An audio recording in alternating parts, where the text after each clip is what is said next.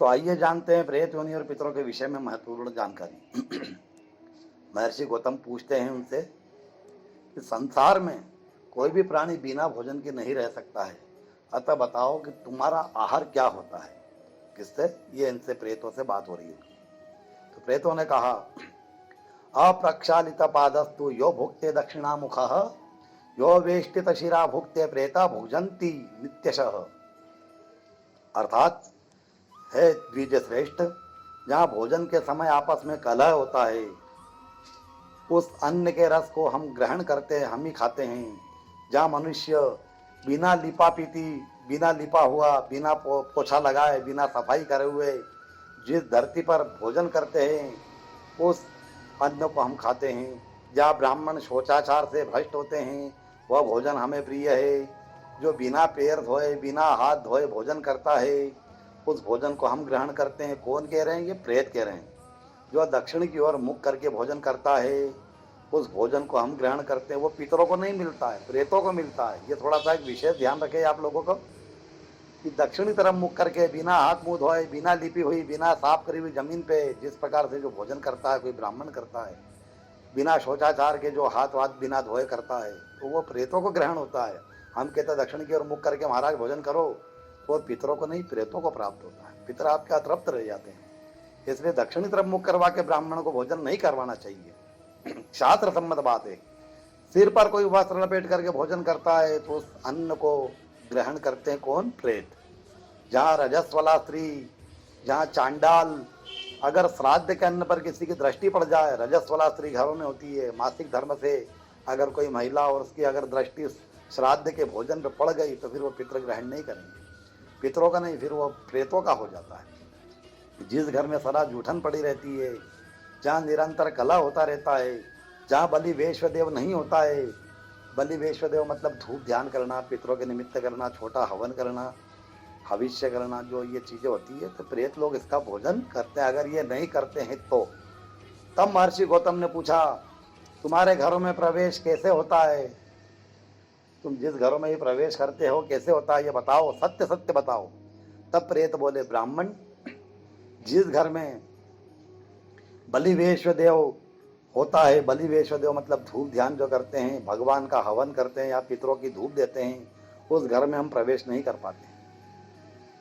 उस घर में हमारा कोई वो नहीं रहता कि भाई हम जा करके यहाँ प्रवेश करें। जिस घर में सवेरे चौका लग जाता है, जहाँ वेद मंत्रों की गुंजायमान होती, ध्वनि होती है, जहाँ ब्राह्मण नित्य प्रति आता हो, कोई ब्राह्मण देव जिस घर में आता है पूजा पाठ के लिए, भिक्षा के लिए, किसी भी कार्य के लिए, अगर ब्राह्मण वहाँ आता है तो किसी भी वस्तु पे हमारा अधिकार नहीं होता है। कौन कह रहे हैं? ये प्रेत कह रहे हैं। तब महर्षि गौतम ने पूछा, किस कर्म के परिणाम से मनुष्य प्रेत भाव को प्राप्त होता है? तो प्रेत बोले, जो धरोहर को हड़प लेते हैं, जो किसी की संपत्ति का हरण करते हैं, झूठे मुंह से यात्रा करते हैं, कुछ भी खा लिया, पानी नहीं पिया, चले गए, कुल्ला नहीं किया, जो गाय का अपमान करते हैं, गाय को मारते हैं, ब्राह्मण की हत्या करते हैं, ब्राह्मण का अपमान करते हैं, ब्राह्मण को धुतकारते हैं, वे प्रेत योनि को प्राप्त होते हैं। चुगली करने वाले, झूठी गवाही देने वाले, न्याय के पक्ष में जो नहीं होते हैं, जो दूसरों को लड़ा करके खूब प्रसन्न होते हैं, वे प्रेत शरीर को प्राप्त होते हैं और दीर्घ काल तक उसी शरीर में रहते हैं। जो कुछ गौ ब्राह्मण रोगी को दिया जाता है और उस समय जो नहीं देने की बात करता है, मतलब कोई अगर दान देता है ब्राह्मण को या गौ माता को और कोई कहता है कि इसको क्या देना नहीं देना, ये रोकता है कोई, तो वो प्रेत योनि को प्राप्त होता है। ब्राह्मण को देते वक्त, गौ माता को देते वक्त, कोई भी जब किसी को दान करे, किसी गरीब को भी करे, तो वो अपने को उसको नहीं रोकना चाहिए, नहीं तो प्रेत की योनि प्राप्त होती है। ब्राह्मण अगर किसी दूषित अन्न को ग्रहण कर ले और उस ब्राह्मण की मृत्यु हो जाए तो भयंकर, अत्यंत भयंकर प्रेत की योनि को प्राप्त होता है। इसलिए जहाँ भी अन्न ग्रहण करे तो सात्विक अन्न होना चाहिए, दूषित अन्न नहीं होना चाहिए।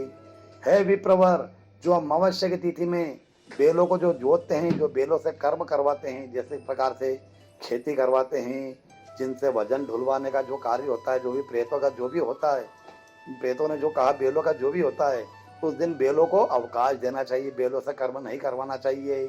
जो विश्वासघाती होता है, ब्रह्म हत्यारा होता है, स्त्री का वध करने वाला होता है, गुरु घाती होता है, पितृ हत्या करने वाला होता है, जो अपने पितरों के निमित्त श्राद्ध नहीं करता है, जो पितरों के निमित्त जल नहीं देता है, तर्पण नहीं करता है, जो पितरों के निमित्त कुछ भी दान नहीं करता है तो वो प्रेत योनि को ही प्राप्त होते हैं।